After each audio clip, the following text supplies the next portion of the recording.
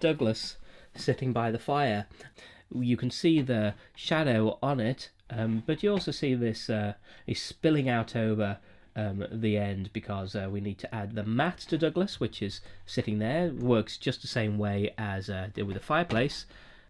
So let's take that out, and let's also take the shadow out of the composite. Bring in a cutter. I'm going to have my mat over to the left, and then my clean of Douglas over to the right. There we have the matte taking effect with the shadow, and now I can pull this into the composite.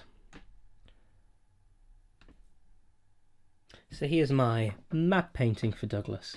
As you can see here, we got Douglas's matte and the shadow feeding together to produce a cut, that neat cut. And I can now feed that in to my composite.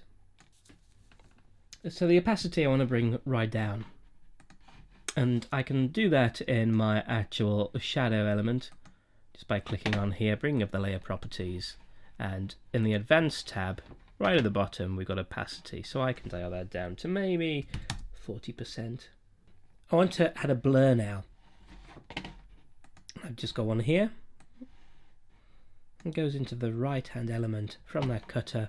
And take this out of the composite because I wanted to apply into the blur and then out into my composite.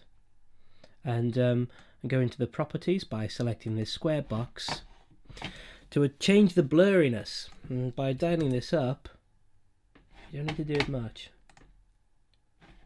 You can see the effect it has. And for the highlight, I want to do the same thing. For the highlight, you can't see it at the moment, but it is here. I need to work with the matte as well, so I need to find another cutter.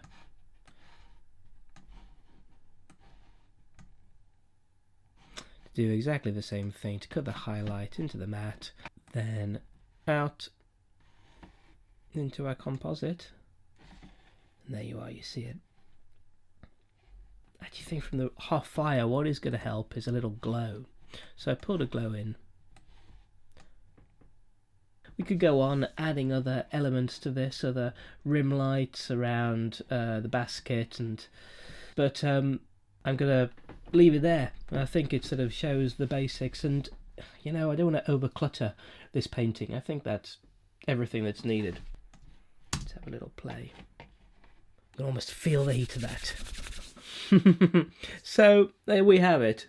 We've had a fairly simple scene by the looks of it, but it's been good to get into that fireplace and look at an awful lot of elements that traditional effects animators think about, starting with the actual forces, the interplay of the fire, looking at how to rough out a scene, and then go from the completed fire animation right the way through to thinking about how it affects other elements, such as Douglas here. I think suddenly that looks really nice.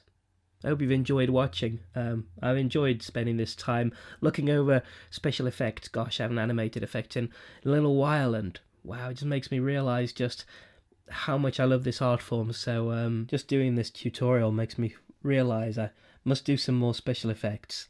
So thanks to Toon for letting me do this. Thanks to you for watching, and hope to see you soon. Bye bye.